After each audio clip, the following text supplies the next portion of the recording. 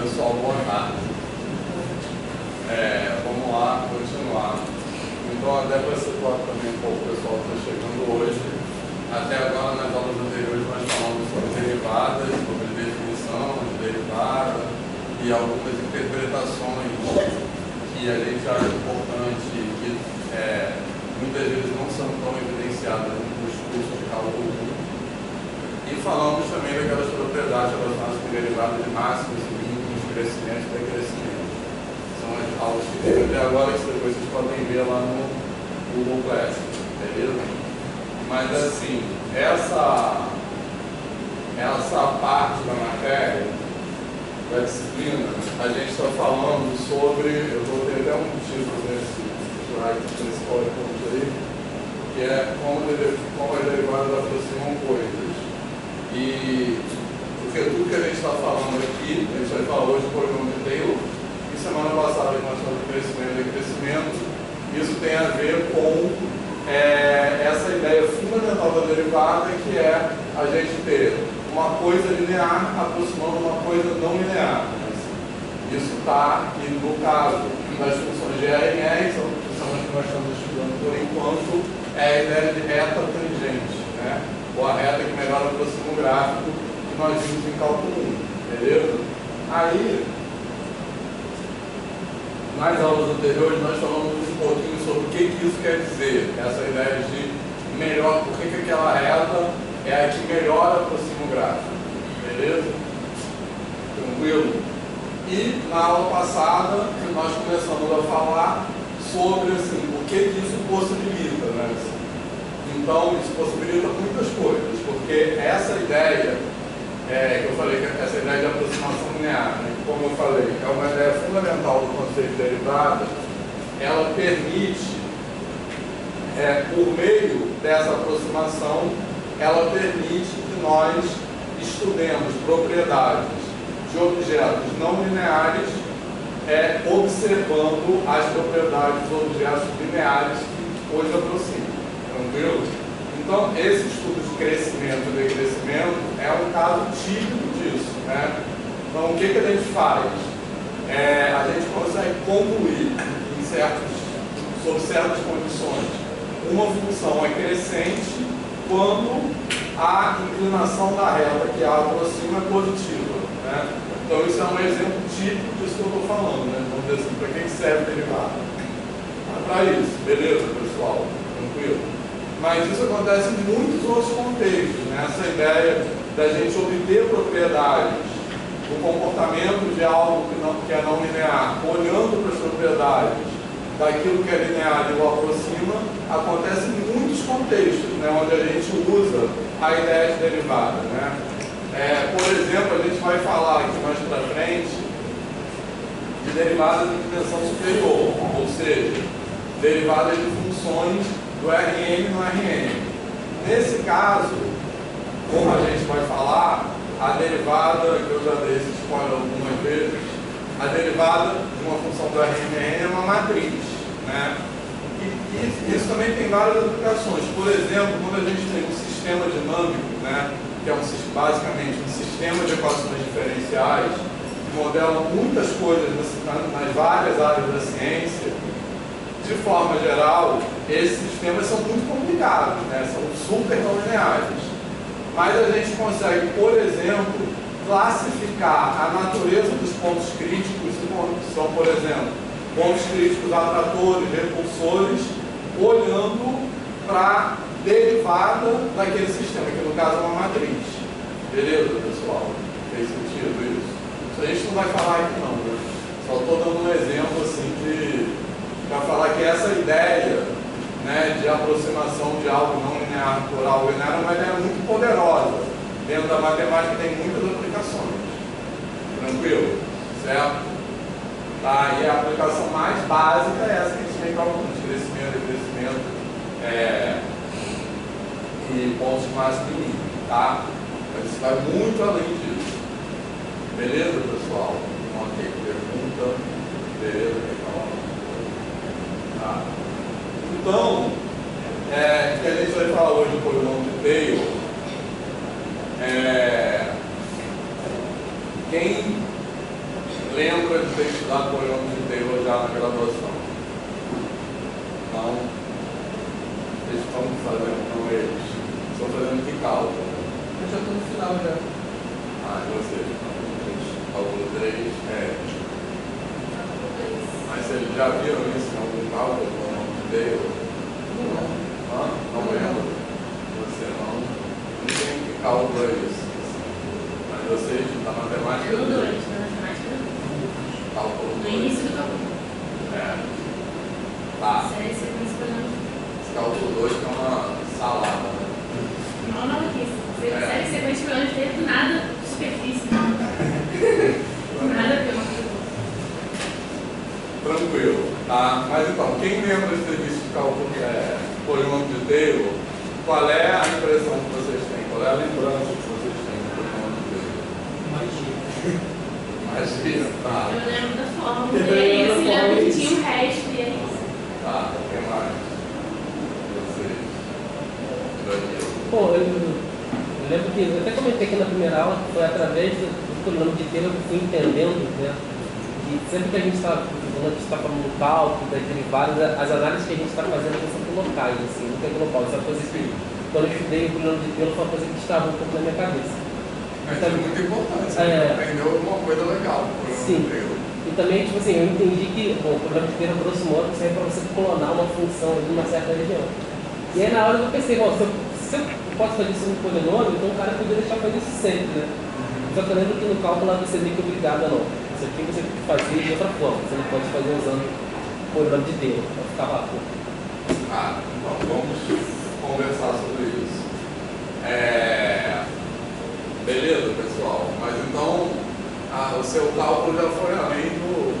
Porque geralmente a gente vê só uma fórmula, né? Somatório, não sei. Demonstração. E inclusive eu ficava muito confusa, porque foi logo depois de série sequência, então eu ficava confundido com raio de convergência, todas essas coisas, eu achava que era tudo a mesma coisa, né? Não tinha nada a ver uma coisa com outra. Então, primeiro tem que prestar atenção que a gente vai ver aqui é polinômio de Taylor. Série de Taylor é outra coisa. Aí sim é raio de convergência. Série de Taylor é quando a gente tem um somatório infinito, tá? Aqui a gente vai... que é a mesma fórmula, tá? Só que é outra... é bem mais... enfim, é outra teoria. O que a gente vai ver aqui é polinômio de Taylor, que é um somatório infinito. Tranquilo, pessoal? Certo? Então, voltando ao que eu estava falando antes, essa ideia central do cálculo de aproximar uma coisa não linear para uma coisa linear. Vamos pensar de R em R. Vamos aproximar curvas com retas. Tá certo? Isso é muito bom, porque a gente pode ter curvas, funções, né, gráficos de funções, com um comportamento muito complicado. E as retas, as funções lineares, são as coisas mais simples do mundo. Então essa é a grande vantagem, né? De você aproximar uma coisa não linear para uma coisa linear, beleza? Então, pegando essa afirmação, as retas são as coisas mais simples do mundo. Quais são as segundas coisas mais simples do mundo? Os polinômios. Beleza, pessoal? Tá tranquilo? Então, a ideia de polinômio... Deixa eu botar logo isso aqui, eu vou explicando. Vou botar logo tudo, eu vou explicando.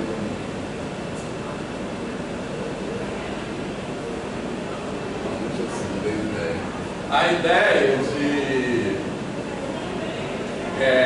então, a ideia de polinômio de Taylor é a gente buscar aproximações, em vez de ser apenas aproximações por retas, por funções assim, ou polinômios de primeiro grau, são aproximações por polinômios de grau cada vez maior. E o que a gente vai ver aqui é que quanto maior o grau do polinômio, melhor a aproximação que a gente consegue. A gente vai falar sobre isso hoje. Beleza, pessoal? Tranquilo? Tá de boa isso? Então, eu estou colocando aí de posição 0. Tá? Antes disso, a gente tem esses PowerPoints, estão todos lá no Google Classroom também, tá? Depois vocês podem baixar lá. Olha só, quando a gente falou na aula passada, quando a gente tem, é isso que vai aparecer nesse slide, desenhar um gráfico de uma função aqui, vou marcar um ponto x0.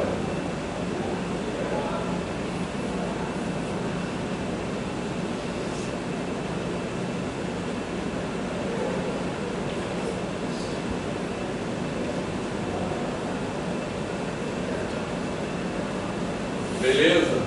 Então, nesse ponto aqui pertencente ao gráfico da função, tem infinitas retas que passam. Beleza? Tranquilo? Então, para essas retas, e a gente fala, né, que a reta tangente é a reta que melhor aproxima o gráfico, é a melhor aproximação. A gente falou muito disso nas aulas anteriores. É a reta que melhor aproxima o gráfico na vizinhança daquele ponto, perto daquele ponto. Tá beleza? Certo? Mas, num certo sentido, se eu desenhar qualquer reta passando por esse ponto, vou chamar essa reta de R e a função de F. Beleza? Se eu desenhar qualquer reta passando por esse ponto, num certo sentido, essa reta aproxima a curva. Tá legal? Por quê que ela aproxima? Porque eu vou ter isso aqui, ó. Esse R aqui é a reta. Se a função for contínua, né, não tiver nenhuma interrupção no gráfico, qualquer reta que eu pegar aqui vai satisfazer aquilo ali. Tá? Beleza? Tranquilo? Então, isso é um tipo de aproximação. Só que esse é um tipo de aproximação, vamos dizer assim, muito fraco. Ele não nos possibilita fazer nada, assim, concluir nenhuma propriedade, nenhum teorema só com essa aproximação. Ele é muito fraco. Só que dentre todas essas retas eu posso escolher uma que eu vou desenhar de outra cor aqui. Beleza? Que é a reta tangente ou a reta que melhor aproxima a curva, que é o quê? É a reta cuja inclinação é a derivada. Tá beleza, pessoal? Tá certo? Então, essa reta, ela satisfaz isso aqui. Deixa eu mostrar.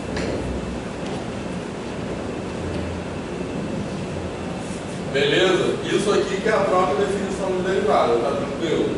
Tá? Então, essa aproximação aqui, é melhor do que essa. Tá? A gente falou isso bastante nas aulas passadas. Porque esse denominador aqui, como essa razão tende a zero, esse denominador força que isso aqui tenda a zero mais rápido. A ideia é essa, porque isso aqui tende a zero quando comparado a ΔX. Isso aqui nada mais é que a definição de derivada, como a gente aprende desde o cálculo 1, só que escrita de maneira diferente, beleza? Tá? A gente pode pensar nisso, vamos dizer assim, como uma aproximação de ordem zero. Eu vou chamar assim, tá?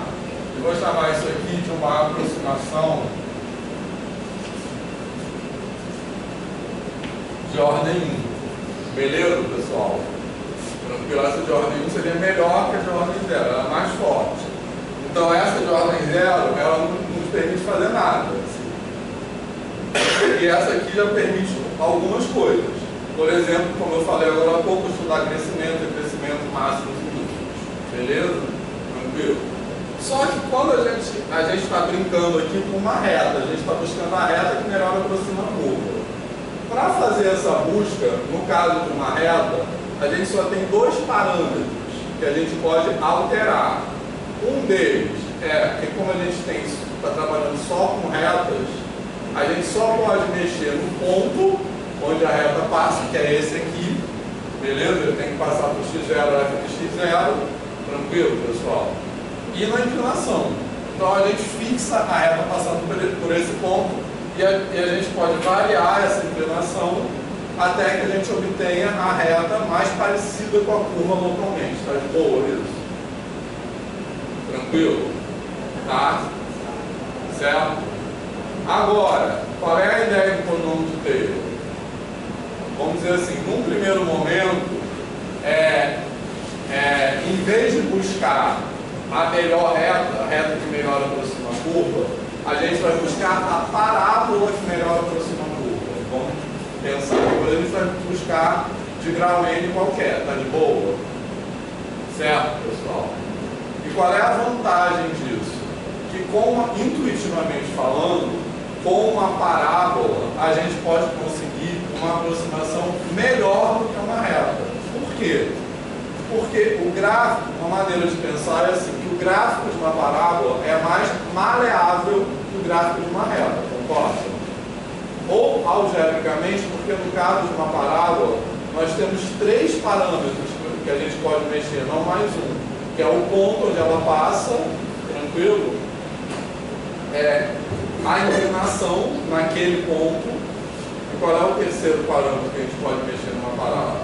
A concavidade. Tranquilo? Então a gente pode escolher onde a parábola passa, a inclinação dela, que a gente vai ter parábolas tangenciando essa curva, e a gente pode escolher ainda a inclinação. Intuitivamente, assim, geometricamente pensando, quer dizer que agora eu não estou preso só numa reta, eu posso fazer assim. Beleza, pessoal? Fez sentido isso? Tá? Tranquilo? Beleza. Então, o que é? Então, a parábola a gente tem 3 coisas. O ponto onde ela passa, a inclinação e a concavidade. Agora, o que é a inclinação? A inclinação é a derivada do rota. O que diz a inclinação? A derivada. Tá legal? Certo? E o que diz a concavidade? A derivada segunda. Tranquilo, pessoal? Certo? Isso aí tá de boa para todo mundo? Por que a derivada segunda tem a ver com a concavidade ou não? A gente já falou um pouco disso aqui. Mas isso está de boa? Que a derivada segunda é a aceleração, a variação da variação. Quanto maior a derivada segunda, mais a inclinação das retas tangentes varia. Isso tem a ver com a curvatura, não é bem curvatura matematicamente, mas tem a ver com o gráfico ser mais ou menos côncavo. Tá legal? Beleza? Tá de boa? Certo? Então vamos pensar nessas ideias. Agora podemos olhar aqui para o PowerPoint. Então qual é a ideia? Aquilo que está escrito ali. A gente tem uma função de R em R, eu fixo um ponto, eu quero escolher a parábola que melhor aproxima o gráfico de f na vizinhança de x0. Tá? Então a gente vai exigir que essa parábola satisfaça 3 condições. A primeira condição óbvia, ela tem que passar pelo mesmo ponto, tá? Beleza? Então eu estou exigindo ali que o P de x0 seja igual a f de x0. Tá de boa? Certo? Depois, mas assim, ainda tem infinitas parábolas que passam por esse ponto. Tá legal? Agora, dentre essas duas que estão desenhadas aqui, qual delas aproxima melhor o gráfico de f? A de baixo. Por que a de baixo aproxima melhor do que essa? Porque essa é transversal ao gráfico, essa faz assim. E a outra é tangente ao gráfico. Então, ela se parece mais. Tranquilo? Então, para ela ser tangente ao gráfico, o que a gente vai exigir? Essa outra condição aqui, que elas tenham a mesma derivada. Beleza? Certo? Se elas têm a mesma derivada, elas têm a mesma reta tangente. Então, elas são tangentes de uma outra. Beleza, pessoal? Tranquilo? Só que, ainda nessa condição 1, eu ainda tenho infinitas parábolas que passam por esse ponto. Porque olha só, pegando esse desenho aqui, olhando para o ponto em questão, tranquilo? Certo? Eu posso ter, apagar essas retas aqui. Querem tirar foto disso não? Tá.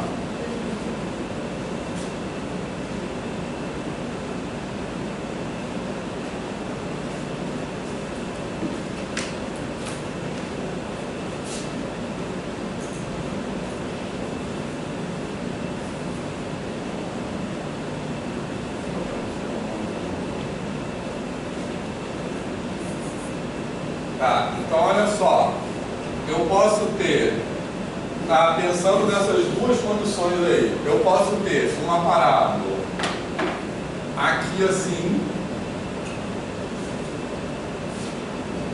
certo? Eu posso ter uma parábola, vamos botar aqui assim deveria ter dado com cores diferentes. Posso ter ainda uma outra parábola aqui assim, ó.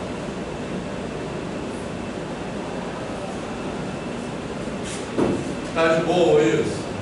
Todo mundo percebe que essas três parábolas, todas as três, satisfazem essas duas condições? Porque todas as três passam por esse ponto e todas as três têm a mesma derivada que o gráfico da função desse ponto. Tranquilo?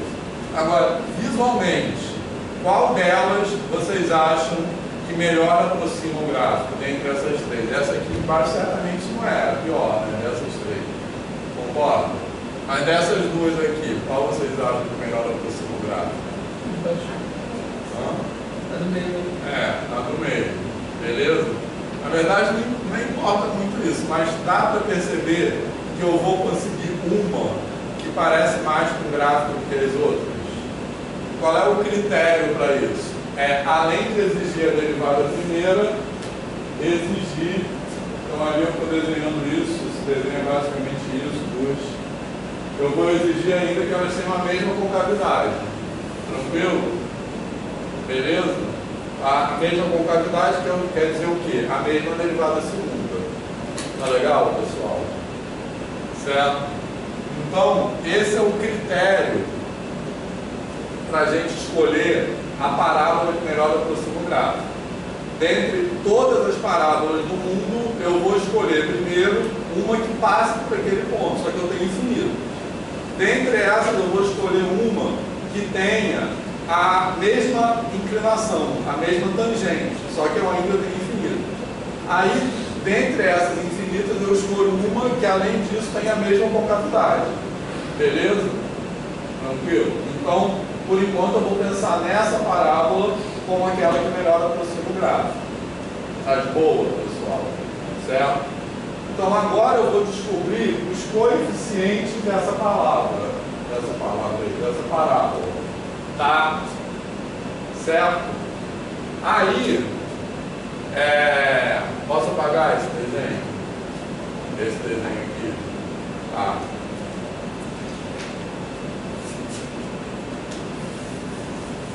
Para descobrir os coeficientes dessa parábola, eu vou fazer o seguinte. Eu vou escrever aqui a equação de uma parábola qualquer, de uma função de segundo grau qualquer, beleza? Tranquilo? Que, como vocês sabem,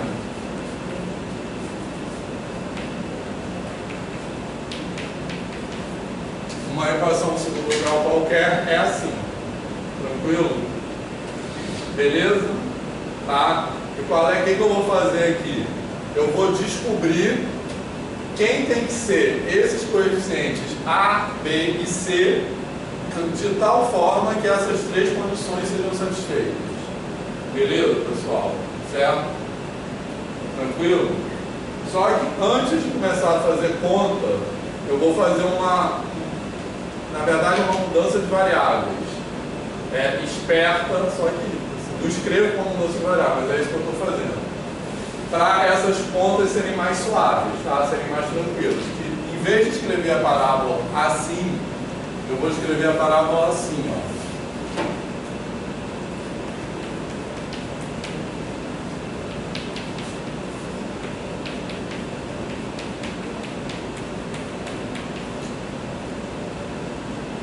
Certo? Isso aí faz sentido, porque é como se eu estivesse deslocando o zero do eixo x para o ponto x0, que é o ponto de tangência. Tá legal? Certo? Então, tipo assim, tudo gira em torno daquele ponto, né? Beleza? Repara que eu não estou procurando a parábola que melhora para você, eu estou falando isso, mas eu estou falando errado. Certo? É a parábola que melhor aproxima a curva na vizinhança do ponto. Para cada ponto é uma parábola diferente. Tá de boa, pessoal? Tranquilo? Professor, porque se eu faço muito, se vocês mais têm ideia disso, uma aula de história da matemática que tinha um método de aproximação de Newton para resolução de equações diferenciais. Sim. E o método que ele usa basicamente é o mesmo que a gente usa para fazer o modelo de Taylor, vamos colocar assim. Só que o método de Newton só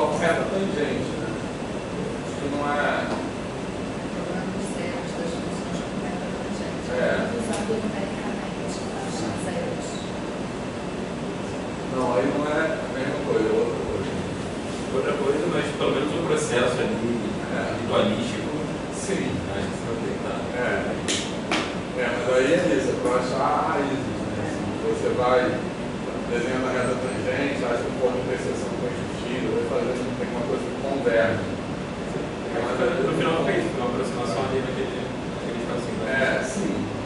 Mas aí tem a ver mais com convergência de sequência, né? Que ele vai achando uma aproximação cada vez menor. Isso é de Newton mesmo, assim, né? E às vezes Denuncia ser assim. não é conhecido como método Newton, mas sim que a gente foi o Newton que inventou, necessariamente. Tem sido bom. Pois é, nem sempre é assim na história da matemática. Beleza? Mas olha só, pessoal, então isso aqui que eu vou fazer, tranquilo? Tá? Então, só lembrando também que o ponto x0 está fixo, é uma constante. Eu tenho x0 e f de x0, que são valores conhecidos. Eu quero aproximar, daqui a pouco a gente faz um exemplo, tá? Eu quero aproximar o gráfico da função por uma parábola perto de um ponto. Tá? Então x0 e f de x0 são conhecidos. Então a primeira condição é aquela ali, que a parábola tem que passar por esse ponto. Tá beleza? Certo? Então eu vou ter que, aí eu vou calcular P de x0. Quem é P de x0? C. Então estão vendo qual é a vantagem de escrever a parábola dessa maneira? É porque quando eu vou sempre substituir x0 ali, porque eu vou querer P de x0, P' de x0 e P2' de x0, tá? Então isso vai zerar coisas e vai me facilitar. Tranquilo? Tá? Então isso implica que C tem que ser igual a F de x0. Tá certo? Tá beleza, pessoal? Isso? Certo? Agora, para pegar a segunda condição, eu vou calcular a derivada dessa função do segundo grau aqui, que vai ficar quanto é essa derivada?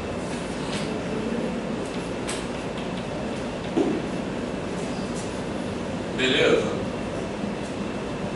Tá tranquilo isso? Tá? Então eu tenho que ter o quê? P' de x0. P' de x0 quanto é? É B. Tá certo? E eu tenho que ter P' de x0 igual a F' de x0. Então isso aqui vai dar B igual a F' de x0. Tá legal? Certo? Tá? E aí, a terceira condição, eu vou calcular a derivada segunda disso aqui. Que dá quanto essa derivada segunda? 2A. E eu tenho que ter a derivada segunda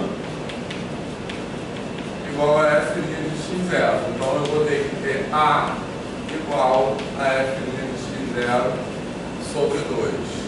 Tranquilo? Oi?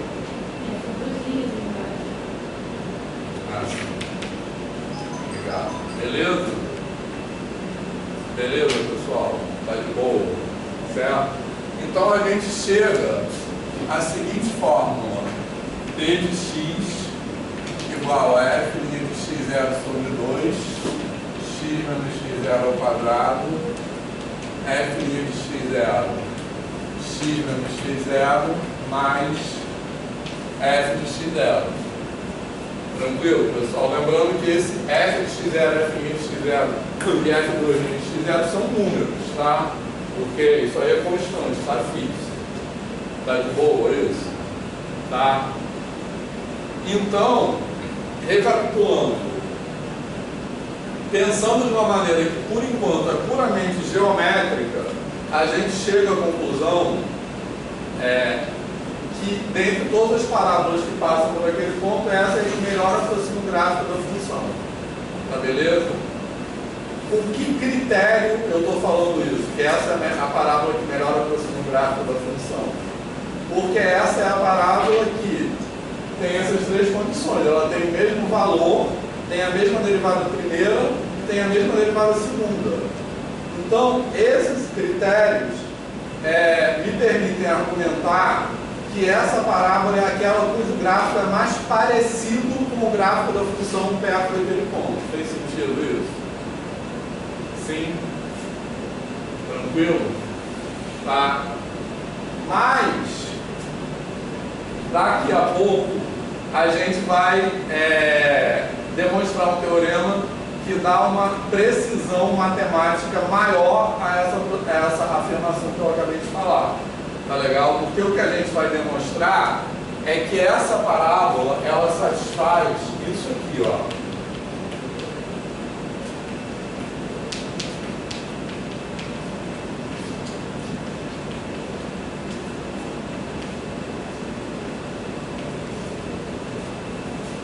Tranquilo?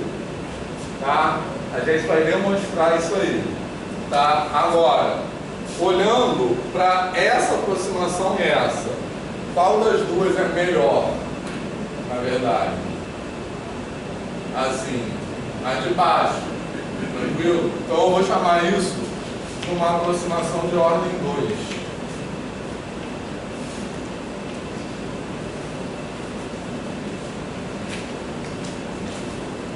Beleza, pessoal? Tá? Isso tudo está escrito alguma hora no PowerPoint, tá? Eu vou chamar isso de uma aproximação de ordem 2, tá? Então, por que eu estou falando que essa aproximação é melhor do que essa? Porque, repara só, olhando para esses limites aqui, eu estou falando de limite de uma razão. Eu estou falando que o limite de uma razão é 0. Tranquilo? Tá? O que significa uma razão estar próxima de 0? Certo? O que é uma razão, uma fração ser pequena? Significa que o numerador tem que ser muito menor que o denominador. Tá? Beleza? Se eu tenho uma fração com um numerador grande em relação ao denominador, essa fração é grande. Mas se eu tenho uma fração com o numerador pequeno em relação ao denominador, ou seja, muito menor que o denominador, essa fração tem um valor pequeno. Beleza? Então, se eu estou dizendo que isso aqui é próximo de 0, o que eu estou dizendo, na verdade, é que esse numerador é muito menor que esse denominador. Né? Que tem que ser menor assim, ordens de grandeza menor. Beleza, pessoal? Certo? Agora, esse denominador aqui de baixo é menor ainda do que esse. Beleza? Por quê? Porque eu tenho x tendendo a x0. Então, esse x menos x0 é um número que próximo de 0. Concorda? Porque dizer que x tende a x0 é a mesma coisa que dizer que x menos x0 tende a 0. Beleza? Então, esse aqui é um número próximo de 0. Então, esse número ao quadrado é menor ainda do que um número. Certo? Beleza? Tá tranquilo? Tá? Então, quanto maior esse expoente, menor é esse denominador. Tá de boa? Certo? Agora, se eu estou dizendo que essa razão tende a 0 com esse denominador menor, quer dizer que isso aqui tem que ser menor ainda. Tá legal? Porque para essa razão tender a 0, isso aqui, o numerador, ele tem que diminuir mais rápido que o denominador. Fez sentido isso? Tá? Então, quanto maior o expoente aqui, melhor é a aproximação. Mais rápido, isso aí tende a 0, digamos assim. Isso aqui, o numerador. Tá beleza, pessoal? Certo? Então, eu vou chamar isso aqui de uma aproximação de ordem n. Tá? Quando eu continuar para frente. Mas tá de boa até aqui? Certo? Isso aqui, a gente vai demonstrar que isso aqui é verdade mais tarde, tá? Na segunda parte da aula, provavelmente. Tá tranquilo? Tá? Tá fazendo sentido isso? Tá? Então, essa aproximação aqui pelo pronome inteiro é mais forte que a aproximação da reta tangente, o que faz sentido geometricamente também, porque, como eu falei, com uma reta tangente eu só posso alterar a inclinação, eu só posso fazer isso. Certo? Se eu tiver uma parábola, eu posso fazer isso e isso. Então eu tenho mais parâmetros geométricos para mexer. Então eu tenho mais graus de liberdade. Eu posso malear, moldar mais uma curva a outra. Beleza? E se eu tiver, em vez de uma parábola, uma função, uma cúbica, uma função de grau 3, aí o gráfico é mais maleável ainda, porque uma parábola é só assim ou assim. Tá legal? Uma cúbica, ela pode fazer, eu tenho mais possibilidades de mexer, porque eu tenho mais um parâmetro. Em vez de ter AX2 mais BX mais C, eu tenho AX3 mais BX2 mais CX mais D. Beleza? Fez sentido isso? Tá de boa? Tá? Certo? Então, da mesma forma que eu estou buscando a parábola que melhor aproxima, eu posso buscar a cúbica que melhor aproxima. Tranquilo? Tá? A função polinomial de grau 4 que melhor aproxima. Tá beleza? Certo? E quanto maior esse grau, melhor a aproximação. Tá de boa isso? Tá? E aí o que eu vou mostrar depois é que eu vou ter um grau N aqui. Certo? Tranquilo? Tá? Bom, aí, alguma dúvida? Quem viu o polinômio inteiro na graduação, tá entendendo melhor agora? Tá aí, você viu? Tá. Já tá acompanhando? Tá, moço? Fala. Eu acho que, como eu falei nas primeiras aulas, eu não entendi nem o objetivo da explicação. Mas da disciplina ou da aula de hoje? Da aula. Então, qual é o objetivo? Daqui a pouco a gente vai chegar na parte da física, entendeu? Sim. Juntar um conceito de matemática, que hoje é o polinômio de Taylor, com um conceito de física, quando a gente olhar para o oscilador harmônico. Tá, entendi. Então, entender, né, essas duas coisas em conjunto. Como vocês, para quem não estava aqui no começo, a percepção que eu tenho sendo da física é que quando os professores de matemática ensinam nas aulas de cálculo, eles não têm noção do que para que serve. E eu vi isso quando eu era aluna e eu me lembro bem, assim, na aula de álgebra, para que serve alto valor e alto vetor, não serve para nada. A mecânica quântica é toda baseada nisso e quem ensina, que é da matemática, não sabe. E na física a gente perde as sutilezas, né? É assim, né? Não é tão formal no ensino da matemática. Então, é juntar essas duas coisas, de ser mais formal e dizer de onde vem, porque do jeito que a gente aprende, parece que isso foi inventado por um matemático, e nada disso, né? Todo o cálculo, quem está na frente do cálculo, quem criou o cálculo foi o Newton para resolver problema de física. Então, assim, o cálculo ele não é feito para elocubrar, ele é feito para resolver problemas concretos que aparecem na natureza. Sim. Né? E essas coisas parecem muito separadas do ensino da graduação. E a nossa ideia é juntar isso, ficar. Então, entendi. Porque essa separação de matemática e física é relativamente recente, historicamente, né? Mesmo a separação entre matemática, física e filosofia também é recente, historicamente. E a gente vê isso na graduação de forma muito fragmentada. Então a gente está tentando aqui falar de integrar sem ser lá integrar, juntar esses conceitos. E falar desses conceitos que são conceitos que a gente vê na aula de cálculo de uma maneira que a Tereza falou mais formal, mas eu diria nem que é mais formal, é menos técnica, menos assim procedimental. Também é mais formal. Isso foi uma coisa que a gente discutiu no primeiro dia de aula, na questão da instrumentalização. Ele faz a conta desse jeito, mas por quê? Né?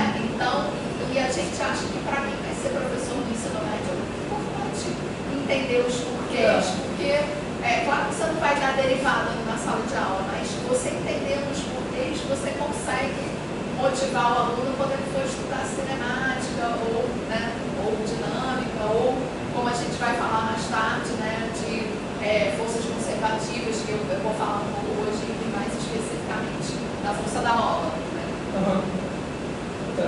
Essa é a ideia geral da disciplina. Não, sim, entendi. É integrar a matemática, quer dizer, ver a matemática de uma maneira menos procedimental, integrar com a física e também integrar com a educação básica, né?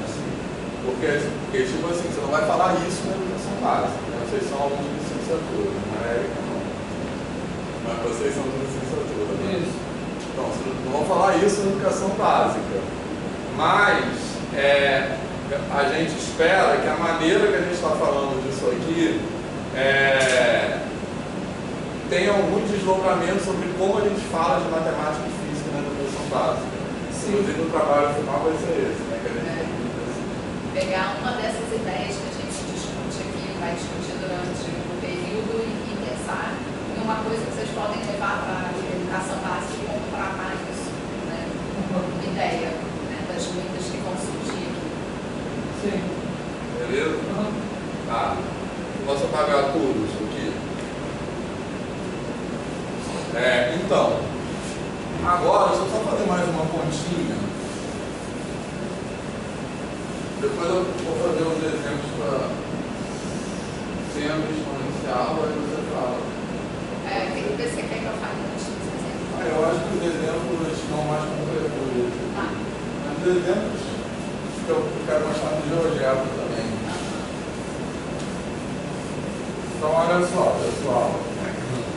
Agora, só para fazer mais uma continha, vamos pegar um polinômio de grau 3.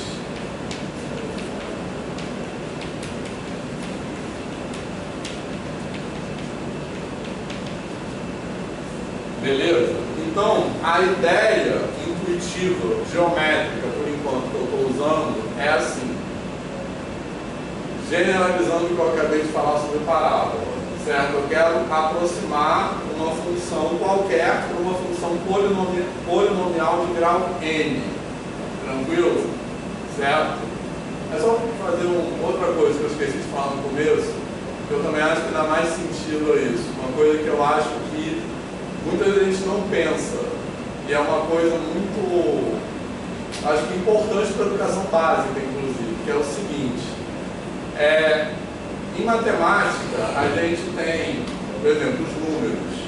A gente tem os números algébricos e transcendentes. Já ouviram falar nisso? Então, os números algébricos, o conjunto dos números algébricos, é um pouco mais que os números irracionais. Desculpa, os números racionais. Tranquilo? O que são os números racionais? São aqueles que podem ser escritos na forma de fração. Tá? Beleza? E o que é a palavra algébrico na matemática hoje? Algébrico, a álgebra, né? A área da matemática, sub-área da matemática, álgebra, basicamente é a área que lida com as operações. A gente pode definir isso de maneira muito genérica, que lida com as operações, né? Assim, aí a gente estuda vários tipos de estruturas algébricas, porque dependendo do conjunto onde você está, as operações se comportam de uma maneira ou de outra, enfim, então é uma área enorme que é a álgebra. Mas pensando nos conjuntos numéricos, a álgebra dos números, beleza? É o estudo das operações com esses números, das operações elementares, tá? Operações mesmo. Soma e produto, basicamente. Subtração e divisão, beleza, pessoal? Certo? Então, nesse sentido, uma fração, ela pode ser obtida algebricamente a partir dos números naturais. Concorda? Porque o que é uma fração? Uma fração é uma divisão de números naturais. Tá tranquilo? Certo? Beleza? Tá? Nesse sentido, eu posso pensar que um número como raiz de 2, por exemplo, ele também pode ser obtido algebricamente a partir dos números naturais. Concorda? Por quê? O número raiz de 2, ele está escrito como uma raiz. Ele é expresso como uma raiz. Tá de boa? Certo? Uma raiz uma radiciação, é a operação inversa da potenciação que vem do produto. Então, nesse sentido, esse símbolo aqui, os radicais, né, as raízes, tem uma origem algébrica. Tá beleza? Então aqui eu tenho um número racional, ou racional, e aqui eu tenho um número irracional. Tá beleza? Certo? Mas e esse número aqui, conhecidíssimo, o π? Esse número π, diferente do raiz de 2, a gente poderia demonstrar isso, tá? Só que não dá para fazer agora. ele não pode ser obtido algebricamente. Ele não tem uma expressão algébrica. Assim como isso aqui, isso é uma expressão algébrica, porque é uma expressão que envolve as operações, e isso aqui também é uma expressão algébrica, uma expressão que envolve as operações, beleza? Agora o pi é pi mesmo, não tem uma fórmula algébrica sobre isso. Beleza, pessoal? Tá tranquilo até aqui? Tá? Então, da mesma forma, então a gente tem os números algébricos e os números que não são algébricos. Eles não podem ser representados por meio de uma expressão algébrica, que são chamados números transcendentes. Beleza? E que a gente pode demonstrar também que esses números são a maioria dos números. A maioria dos números são transcendentes. É um infinito maior do que o outro infinito dos números transcendentes. Mas isso é outra questão. Mas enfim, tranquilo? Da mesma forma, tem as funções algébricas e as funções transcendentes. Tá legal? Beleza? As funções algébricas basicamente são os polinômios. E as, tipo assim, isso aqui, quocientes, polinômios, isso aí são as funções algébricas. E tem as funções transcendentes. Tá legal? Quais são os exemplos de funções transcendentes? Aquelas que não tem uma expressão algébrica, assim. Trigonométrico, exponencial, logaritmo. Essas são chamadas funções transcendentes. Tá beleza? Tranquilo? Tá? Agora, o que tem a ver isso que eu estou falando aqui? É que a gente, isso que eu falei que tem a ver com a educação básica, eu acho que é importante. A gente só faz a conta mesmo para coisas algébricas. Para coisas que a gente não tem como fazer a conta. Não tem um algoritmo em passos finitos genérico para calcular, por exemplo, seno de x para qualquer x. Tá? Ou não tem para calcular logaritmo ou exponencial para qualquer x, tranquilo? Certo? Então, como é que a gente calcula o valor de seno de um arco qualquer ou de logaritmo de um número qualquer? Como é que a gente calcula, sei lá, vou botar um número aqui, isso aqui dá 0,325, etc. Como é que eu calculo isso aí? Certo? Tranquilo? Porque eu calculo só por meio de aproximações por coisas algébricas. Então isso é uma relevância matemática do que eu estou fazendo, tá? Certo? Enquanto que para calcular coisas algébricas eu faço a conta. Tranquilo? Se eu tiver, por exemplo, uma função f de x igual a x2 e eu quero calcular f de 5, certo? Tem uma conta que a gente aprende na educação básica, eu posso fazer. Se eu quero calcular seno de 5, não tem uma conta que eu posso fazer. Tranquilo? Certo?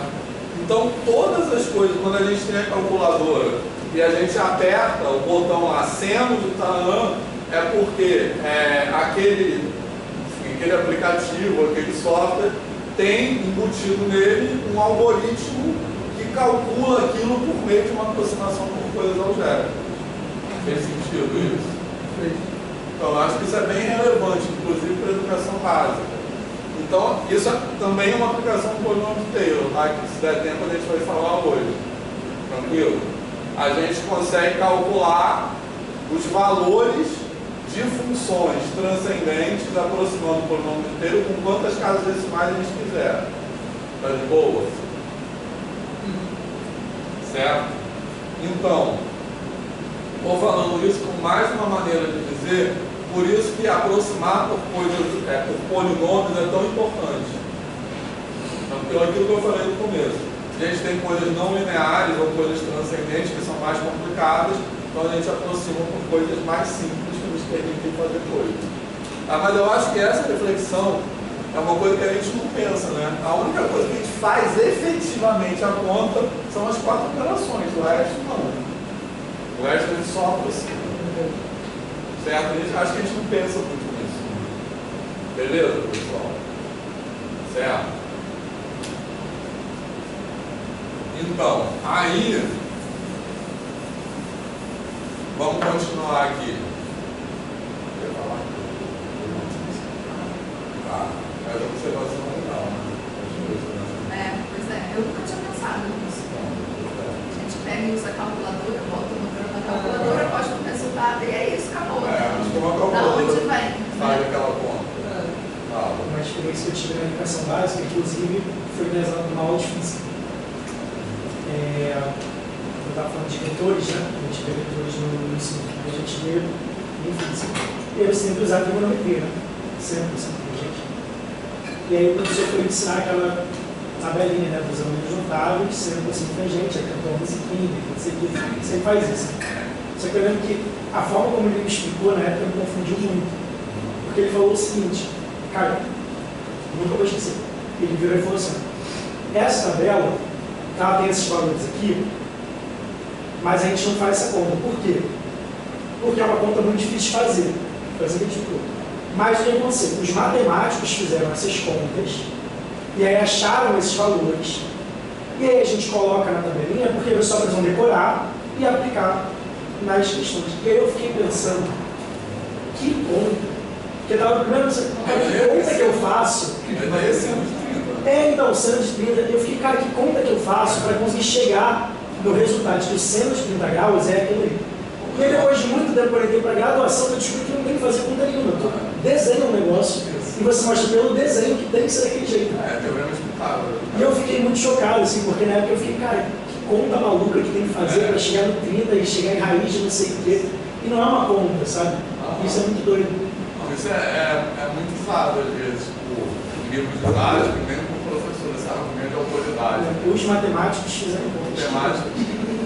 E tipo assim, até raiz de 2, né? Como é que você chega à representação decimal de raiz de 2? Às vezes também tem, agora menos, mas nos livros didáticos antigos era muito assim, porque alguém super inteligente fez essa conta que você não vai conseguir fazer e dá esse resultado. E achou esse resultado aí, decore. Aceite. Estou fazendo carimbo abaixo o argumento de autoridade, carimbando em tudo que é lugar, que é a coisa mais irritante, mais usada, né? Muito ruim de autoridade. Eu estou dando aula agora na graduação de pré-cálculo, né? Introdução ao cálculo, os alunos que acabaram de vir. Eu estou tentando... Não usar o argumento de autoridade. Exatamente. Assim, mas explicar, deduzir tudo, né? Eu comecei assim, com o algoritmo da divisão, falei de regras de sinais, porque menos é mais. E aí eu perguntei, então explicando por que vem isso. Os alunos, por enquanto acho que está sendo bem legal, né? Os alunos chegam assim, e alguns alunos dão esse depoimento dos professores, assim, que falam assim, eu perguntei isso pro professor e o professor falava assim, pô, você quer mesmo saber isso? É que na verdade o professor não sabe, e aí ele dá essa resposta, alguém muito inteligente fez essa conta, alguém que não sou eu. Mas é muito ruim, é muito triste. Enfim, mas continuando aqui, ó. Então agora, só para fazer essa conta rapidinho, eu vou pegar um polinômio de grau 3. Tranquilo? Então, o polinômio de grau 3 eu vou conseguir uma aproximação melhor do polinômio de grau 2. Tá beleza? Certo? E aí, qual é o critério que eu vou usar por enquanto? Depois a gente vai formalizar um pouco mais isso. Eu vou usar um critério geométrico que é assim, vamos dizer, duas curvas, vou pegar a função e o polinômio, mas poderia ser duas curvas qualquer. Quanto mais derivadas em comum elas tiverem, mais parecidos os gráficos são. É esse critério que eu vou usar, tá de boa? Certo? No caso das funções de segundo grau, isso é mais evidente. Por quê? Porque a derivada primeira e a derivada segunda têm interpretações geométricas claras e interpretações físicas claras também. A derivada terceira já não tem tanto, que é a variação da aceleração, né? Já não tem uma interpretação geométrica. Esse grau de concavidade o quanto a concavidade varia, né? Não tem uma interpretação, mas mesmo assim eu posso abstrair e pensar nessa ideia, que faz sentido. Quanto mais derivadas em comum, porque aí é isso, a derivada terceira é o quanto a concavidade varia. Beleza? Então, quanto mais derivadas coincidentes as duas funções tiverem, mais parecidos serão os seus gráficos. Beleza, pessoal? Certo? Eu estou usando por enquanto essa ideia. Depois a gente vai formalizar e vai demonstrar aquele limite com o x menos 0 elevado a n. E formaliza um pouco mais isso, beleza? Então, por enquanto eu estou usando essa ideia, tá de boa? Tá? Aí eu vou fazer essa conta com polinômio de grau 3. Tá? Então eu vou querer que, primeiro, eu vou pegar um ponto na x0, que é um ponto fixo. Eu vou querer que p de x0 seja igual a f de x0, beleza? Ou seja, que eles passam no mesmo ponto. Aí quem é p de x0? P de x0 é d, beleza? Então isso vai implicar que d tem que ser igual a f de x0. Aí depois eu vou querer que eles tenham a mesma derivada primeira. Nesse ponto, beleza, pessoal? Aí quem é a derivada primeira? 3a quadrado mais 2b x menos x0 mais c. E aí eu vou querer que... Aí quem vai ser p' de x0? P' de x0 vai ser c, certo? Então isso vai implicar que c tem que ser igual a f' de x0, tá de boa? Certo? Agora eu vou querer que a derivada segunda também conhecida. Aí quem é a derivada segunda? 6a x menos x0 mais 2b. E aí, então eu vou chegar à conclusão o quê? Que b tem que ser igual a f2 de x0 sobre 2. Tranquilo? Aí finalmente a derivada terceira. A derivada terceira que é 6a. Tá legal? E por que componente do grau 3 eu só posso ir até a derivada terceira, porque depois vai dar zero. Tá? Então isso aqui vai me dar que a é igual a f3 de x0 sobre 6, concorda? Tá, beleza? Eu só fiz essa conta para dizer o seguinte, que quando eu continuar isso aqui, o que vai aparecer nesse denominador? Esse 6 aqui é o que? É 2 vezes 3. Se eu passar para a derivada de polinômio de grau 4, vai aparecer o que aqui? 4 vezes 3 vezes 2, que eu vou derivar. Então o que aparece nesses denominadores? Os fatoriais. Beleza? Então, nesse caso, esse polinômio aqui, ele vai ter essa cara. f3' de x0 sobre 6, x menos x0 ao cubo, mais f2' de x0 sobre 2, x menos x0 ao quadrado, mais f' de x0, x menos x0, mais f de x0. Tá de boa? Tá? Generalizando isso, continuando a fazer a conta por um grau qualquer, eu obtenho essa fórmula aí do polinômio de Taylor, que é a fórmula que a gente aprende em cálculo 2, sei lá. Certo? Mas muitas vezes a gente aprende essa fórmula caindo do céu. Tranquilo? Todo com alguma dúvida nessa fórmula? Essa fórmula é a generalização disso aqui para um grau n qualquer. Tá de boa? Certo? Tranquilo? Tá? Então, agora vamos fazer alguns exemplos e vejam 2 exemplos só, exponencial e cosseno, por exemplo. E vamos ver geometricamente isso, certo? Posso apagar isso aqui? Pode? Tá.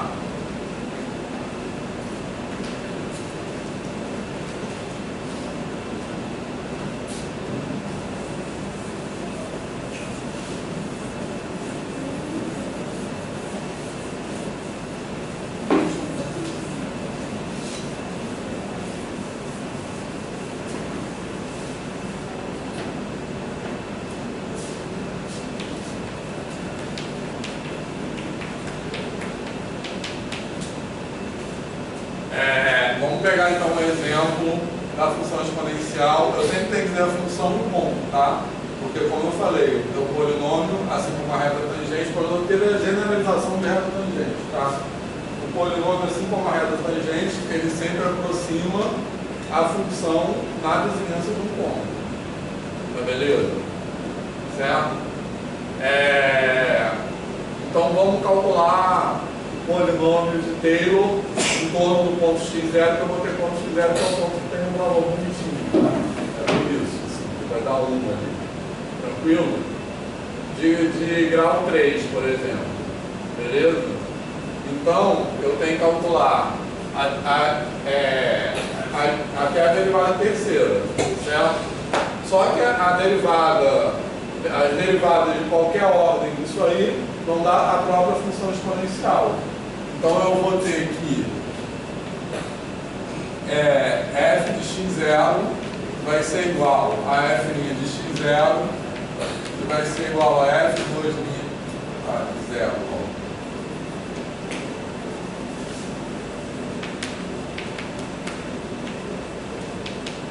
De 0 vai dar 0, tá tranquilo? Beleza?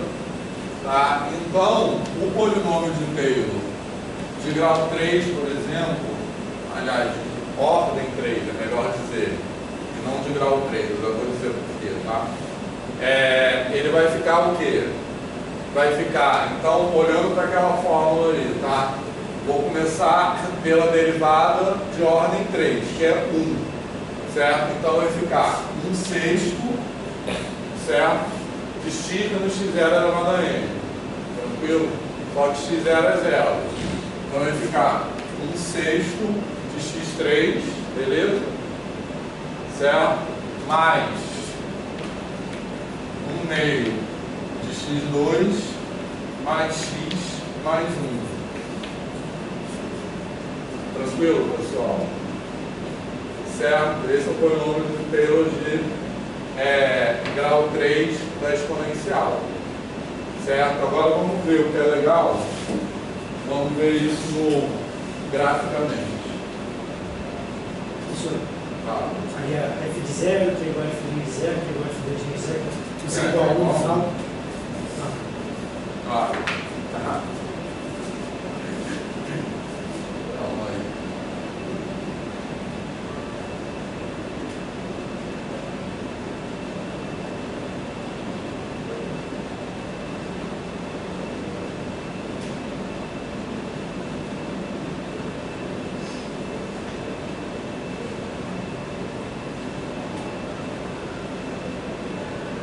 Então, olha só.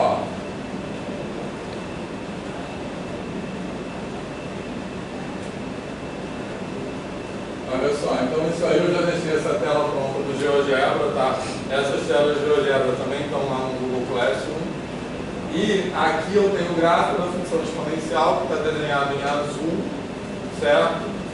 E o polinômio de Taylor está desenhado em vermelho. No caso, eu desenhei primeiro ali o P1, que está aparecendo ali, que é o polinômio Taylor de grau 1, que é a reta tangente, tá? O polinômio Taylor de grau 1 é a reta tangente, no caso é y igual a x mais 1. Beleza? Agora, vamos desenhar o polinômio de Taylor de grau 2, que seria a melhor parábola, apareceu ali, estão vendo? Tá? Agora, a cúbica de grau 3, e aí eu desenhei até grau 5. É só para visualizar que quanto maior o grau, melhor a aproximação. Tá dando para ver isso? Tá?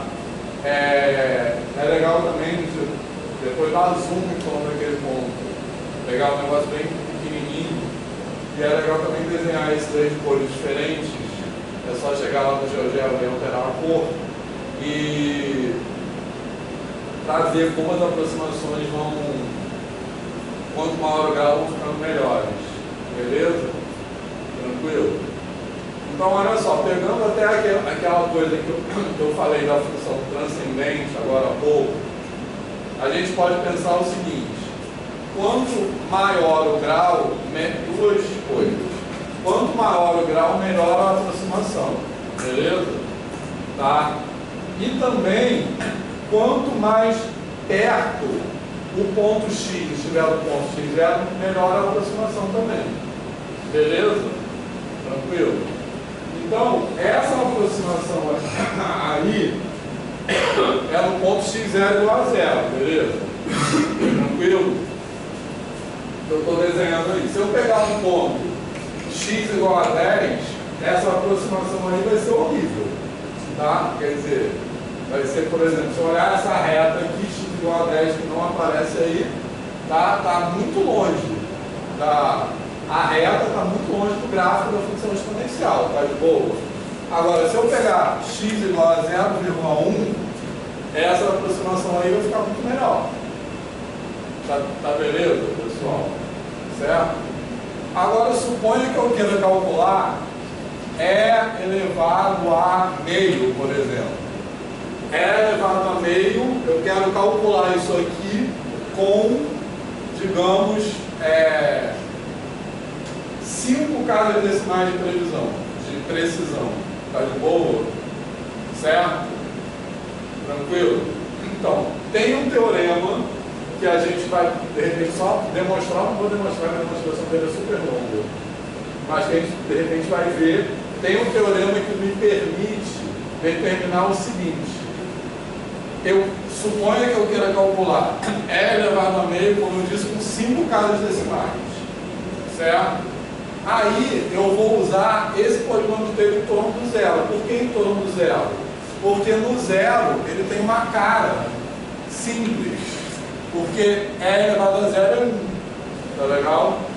Então esse teorema ele me permite determinar o seguinte: usando o polinômio inteiro em torno do zero e sabendo que eu quero calcular E elevado a meio com 3 casas decimais, qual é o grau do polinômio que eu tenho que escolher para ter essa precisão?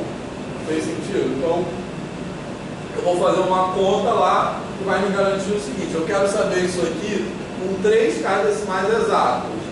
Para isso, eu tenho que pegar o polinômio inteiro de grau 7. Certo? Beleza? Que é um teorema que chama fórmula de Taylor com o resto de Lagrange. Certo? Que ele permite isso, dentre outras coisas. Então é isso. É assim que a calculadora faz as contas. Beleza, pessoal? Tranquilo? Então é isso. Quanto maior o grau, melhor a aproximação. Então eu vou conseguir uma estimativa de erro, é isso que esse teorema diz, né? Para fazer essas contas. Então, considerando quão longe o ponto está do ponto de tangência, qual é o grau que eu tenho que ter para ter a aproximação que eu quero. Beleza, pessoal? Fez sentido? Tá? Posso apagar isso aqui? Vamos ver agora só cosseno, né? Uma função trigonométrica. Certo? Tá. Isso aqui tem também no... Porque a Dani pediu que ela não consegue ver, é melhor de acompanhar o que você está escrevendo. Posso apagar?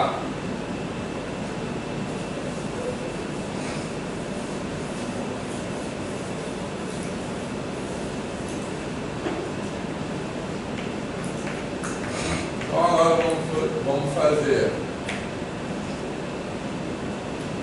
cosseno de x com x0 igual a 0 também, tá? Só observar a mesma coisa. Que esse desenho com cosseno eu acho que fica super bonitinho. Então olha só. Então eu vou ter que f de 0 vai ser quanto? Cosseno de 0 é quanto? 1. Aí eu vou calcular a derivada primeira, que vai ser quanto? Seno. E aí eu vou ter f' de 0 vai ser quanto? É menos seno, não? Menos seno. Não faz diferença.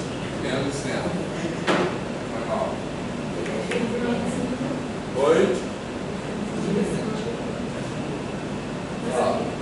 Não, a gente fala que o primeiro não faz diferença. Ele faz diferença e eu vou derivar de novo. Só isso. Claro. Aí ia dar tudo errado. Tá certo? Tá certo? Então f' de 0 é 0, beleza? Aí a derivada segunda vai dar o quê? Menos cosseno. Então a derivada segunda de 0, no ponto 0, é menos 1, tranquilo? certo? Certo? Tá, vamos fazer só até a quarta. Aí a derivada terceira vai dar o quê? Agora sim, sempre. Certo? Aí a derivada terceira no ponto zero dá zero. Beleza? Agora vamos fazer. Tranquilo?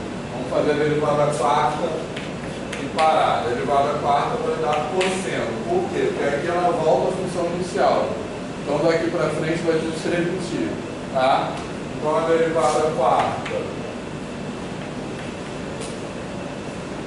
A gente usa às vezes esses números romanos aqui para representar a derivada. A derivada quarta no zero vai dar 1, tranquilo? Beleza? Aí repete. Então repara só, a função cosseno, ela não tem as derivadas de ordem ímpar, quer dizer, não tem não. A derivada de ordem ímpar é zero. Beleza? Tranquilo?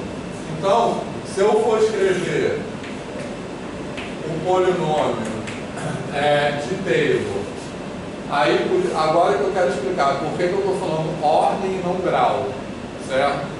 Mas vamos pegar o polinômio Taylor de ordem 4 da função cosseno em torno do ponto x0 igual a zero, tá?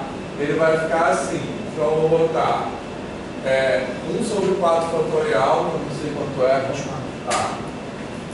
1 sobre 4 fatorial, x menos x0, x0 é 0, elevado a 4, beleza? Tranquilo? Aí depois eu vou botar o de ordem 3 não vai ter, vai dar 0, certo? Depois o de ordem 2 vai ser menos 1, que é o valor da derivada, tranquilo?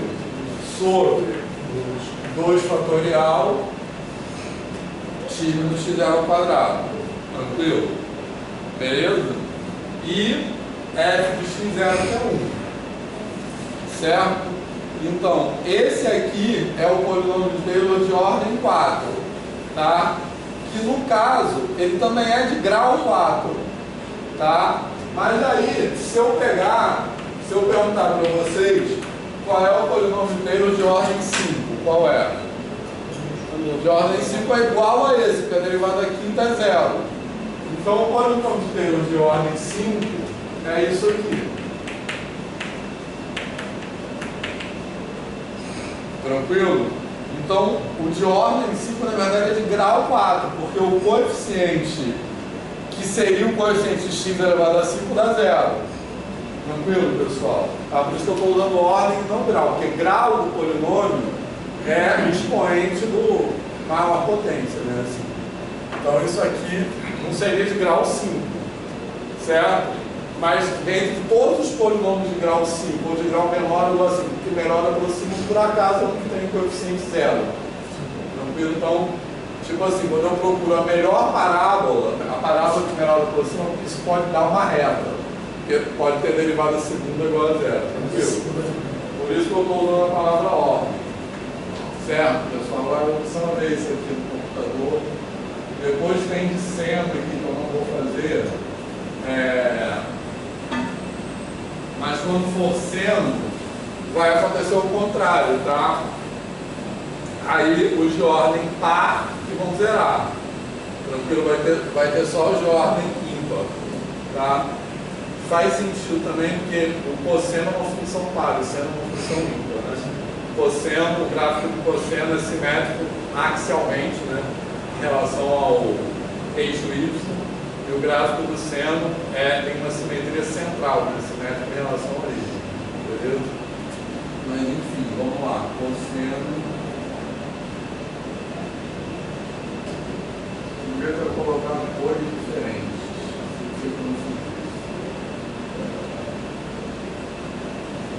Olha só. Então aqui a gente tem o polinômio de Taylor de grau 1, tá? Que é a reta tangente. Tá legal? Beleza? Que essa reta tangente, que no caso é horizontal, que seria o px igual a 1, que é aquele ali, tá? Que é uma constante. Aí aqui o de ordem 2, estão vendo que esse aí é legal porque ele vai fazendo assim, ó. Esse faz assim, depois o outro vai fazer assim. Tá? Ele, tipo, é como se ele estivesse acompanhando as ondas do centro. De cores diferentes que ele vem atacando. Estão vendo ali? Agora o outro e o outro. Beleza? Ah, nesse caso do cosseno dá para ver bem aquilo que eu falei. Que se eu pegar, quanto mais longe o ponto está, no caso do x0 igual a 0, quanto maior o grau, melhor a aproximação. Tá legal? Então, e aí, fez sentido? Certo. Beleza. Não é igual ao 2. Não, porque está errado ali. Certo, porque o P3 e o P5 tinham que ser iguais aos. Não, não está igual. Não, Porque está cortando um pedaço. Você tinha P4 e P6 Peraí, dá para puxar. Chegar em P5. Ah, tá. Ah, P3 é tudo. A anotação está errada. A anotação está, o índice está errado. Aham. Aí é P4, P6 e P8, entendeu? Isso, entendi. Mas eu botei, escrevi errado ali, beleza? Depois eu conserto. Tranquilo, o pessoal manda bonitinho isso. Depois tem o do Senna aqui também, vocês podem olhar, tá? Professor, só uma dúvida que eu tinha. Eu já vi, não vou lembrar qual foi o exemplo que eu vi, mas eu já vi alguém falando que existem funções onde quando você aumenta o grau da função, a aproximação localmente fica melhor, mas fora dessa região local ela não fica melhor, ela fica mais distante. Isso acontece? Fora do ponto. Tipo assim, não, você faz um polinômio de trilha. Aí na região próxima de x0, a aproximação realmente vai ficando cada vez melhor. Mas longe de x0 ela vai piorando. Eu já vi um exemplo de alguém falando isso, mas eu não lembro qual é o exemplo. Será que é funções não analíticas? É isso que você fala? Não sei. Eu lembro já ter escutado alguém falando sobre isso. Ele aproxima em torno do ponto que você então, está fazendo, isso dependendo de como a função se comporta longe, pode de fato afastar. Até você olha aqui, né? Tá indo lá para baixo, esse aqui vai subir, o outro vai oscilar, então não quer dizer que o polinômio funciona só em torno. Poder não tem nenhuma garantia. Mas assim, o que existe, talvez você tenha ouvido falar, foi isso. Assim, que é funções analíticas. Que é o seguinte, a generalização do polinômio de Taylor é a série de Taylor. Em vez de ser um polinômio, é uma série infinita. Beleza? Você vai ter o somatório disso até infinito. Tranquilo? Tá?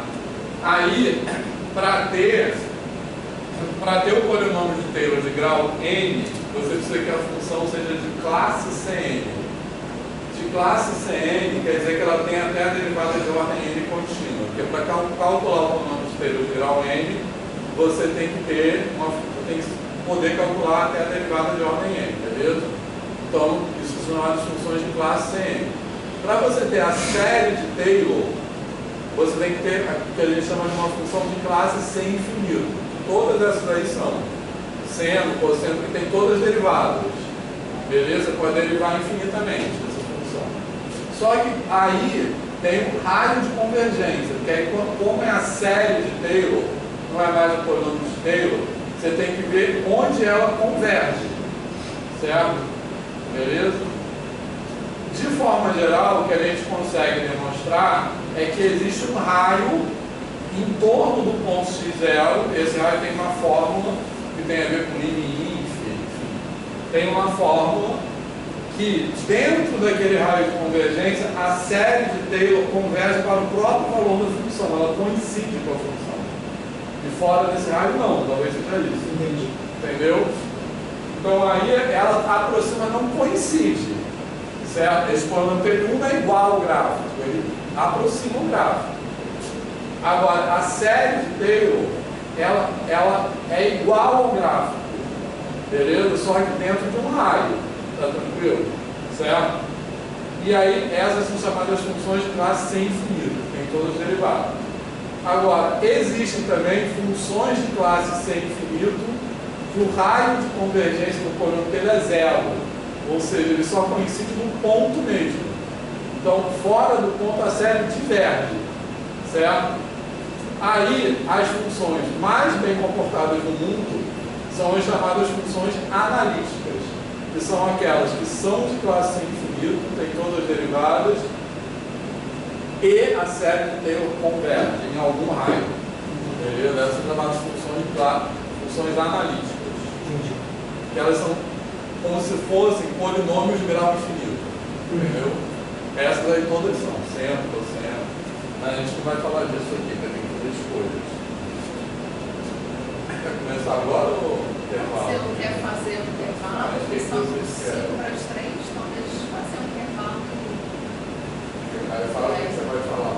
Então, eu fiquei assim, como é que eu pego isso aí, né? A ideia, onde eu quero chegar? Eu quero chegar em como a gente pode usar os polinômios de Taylor para aproximar a energia potencial de um sistema que tenha mínimos de um oscilador harmônico.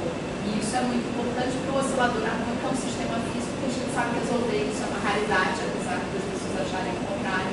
Então a gente sempre tenta aproximar os sistemas que aparecem na natureza do sistema que a gente sabe resolver, e o oscilador, assim, 9 entre cada 10 aproximações que um físico faz é para chegar no oscilador harmônico.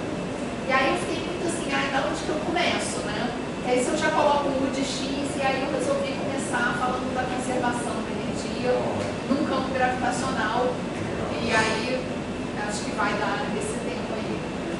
Eu acho que tem coisas interessantes para discutir até de um contexto histórico, que eu vou falar do que o Galileu fez, e quando o Galileu fez não tinha campo gravitacional. As pessoas saíssem voando, né? Não tinha gravidade, né? Todo mundo flutuando. Não tinha o conceito de campo gravitacional, não tinha ideia de gravidade. Então, ele foi uma das pessoas que, com os experimentos que ele fez, isso também é uma coisa legal de ressaltar, né? Porque parece de novo, não, a relatividade vem da cabeça do Einstein, não vem. Vem de um experimento, e o Galileu, as coisas que ele fez são muito centradas nas observações dele. Então eu achei que era legal começar do Galileu. E esse negócio que vem na cabeça, né, é uma coisa que eu bato muito, né, assim, que a gente tem essa visão, eu acho, dos cursos de graduação das áreas exatas tem essa visão, que tipo assim, o Einstein inventou a relatividade do nada, né? O Newton inventou a gravitação universal, aí cai uma maçã na cabeça dele. Não foi só a maçã, né? Foram muitas observações. E aí, quando caiu a maçã, fez uma iluminação. Essa narrativa, né, eu acho que ela, além de ser idealizada, romântica, falsa, eu acho que o pior é que ela é muito ruim para o ensino, porque ela cria uma imagem da ciência como uma coisa. E aí, um gênio, né? Teve uma inspiração e uma luz. Não foram anos de muito empenho, né? E de várias pessoas, né, que estavam pensando nisso, que eles, enfim. E aí também acho que é importante dizer que esse que eu chamo de mito da genialidade também tem um pensamento de raça e de gênero. Exato. Porque são sempre São sempre os homens brancos. Beleza? E depois, mais pra frente, a gente pensou hoje, agora com a Tereza, de falar do oscilador harmônico mesmo, de resolução de equações diferenciais de segundo grau, porque aí a gente usa álgebra linear, a gente faz uma revisãozinha de autovalores e autovetores, que é bacana, e aí vai falar disso também mais pra frente. Isso. Então, beleza, intervalo de 15 minutos.